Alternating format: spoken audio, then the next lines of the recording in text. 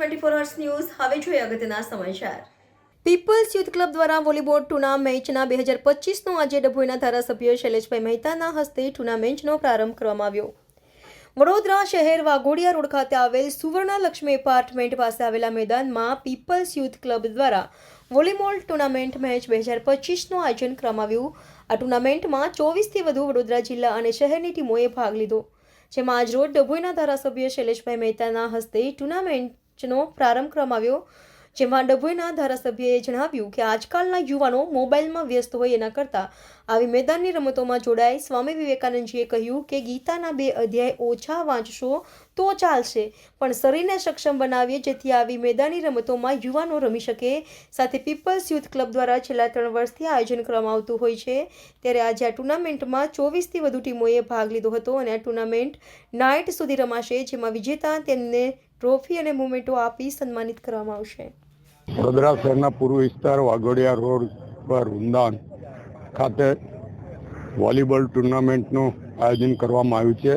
લગભગ 20 ટીમો વડોદરા શહેર અને જિલ્લાની આમાં ભાગ લઈ રહી છે।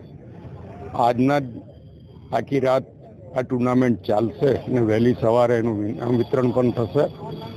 અત્યારે જે રીતે યુવાનો મોબાઈલ પર ગેમો રમતા થઈ ગયા છે અને શારીરિક રીતે કોઈ મજબૂત નથી, ત્યારે પીપલ્સ યુથ ક્લબ અને ભાઈશ્રી દર્શિલ શાહ દ્વારા આ ટુર્નામેન્ટનું આયોજન કરવામાં આવ્યું છે। હું એમને અભિનંદન આપું છું, શુભેચ્છા પાઠવું છું અને દરેક યુવાનોને એક મેસેજ પણ આપવા માંગુ છું, કારણ કે આપણા સ્વામી વિવેકાનંદે કહ્યું હતું કે યુવાનો ગીતાના 2 પાઠ નહીં કરે તો ચાલશે, પણ શારીરિક રીતે સક્ષમ બનવા માટે મેદાની રમતોમાં યુવાનોએ ભાગ લેવો જોઈએ।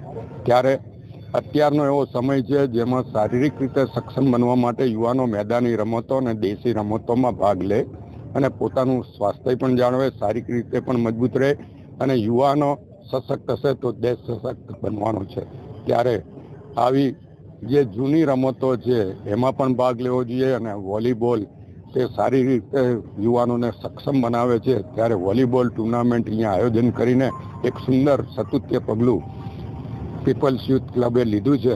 હું એમ તમામ સભ્યોને અભિનંદન આપું છું। આ ટુર્નામેન્ટમાં ભાગ લેનાર 20 ટીમોને શુભેચ્છા પાઠવું છું અને વિજેતાઓ જે કોઈ બનશે તમામને અભિનંદન અગાઉથી આપી દઉં છું, કારણ કે આમાં કોઈ જીતે છે અને કોઈ શીખે છે, કોઈ હારતું નથી। જે જીતવાના છે એના સિવાયના બધા કંઈક નવું શીખીને જશે એવી તમામ પાસે અપેક્ષા રાખું છું।